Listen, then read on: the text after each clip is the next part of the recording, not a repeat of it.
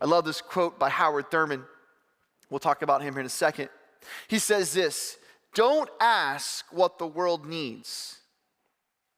Ask what makes you come alive, and then go and do it. Because what the world needs is people who have come alive.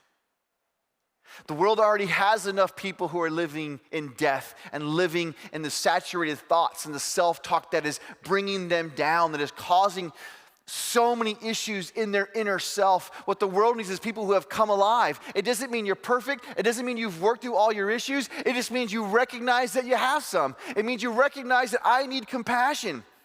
It's that you recognize I get to bring that to the feet of Jesus. And the reason why this is so powerful about Howard Thurman is because Howard Thurman was a preacher. And Howard Thurman knew that in Christ he had freedom. And how do we know he had freedom? Because he literally had freedom. Because Howard Thurman was the grandson of a slave who raised him.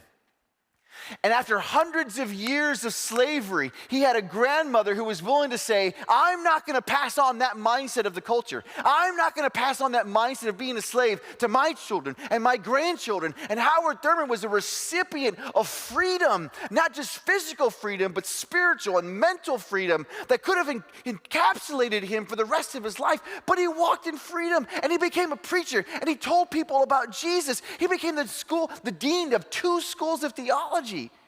One at Boston University as a black man in the early 1900s.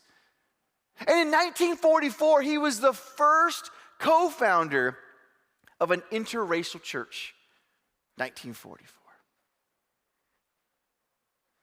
And even beyond that, he knew the value of his life.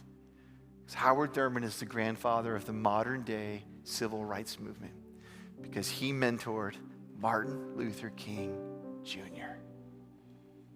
He couldn't have done that if he was going to live like a slave in his mind. He couldn't have done that with all the self-talk trying to reflect what the culture is telling who he was as a black man. You know how he did that? In the freedom found in the truth of Jesus Christ.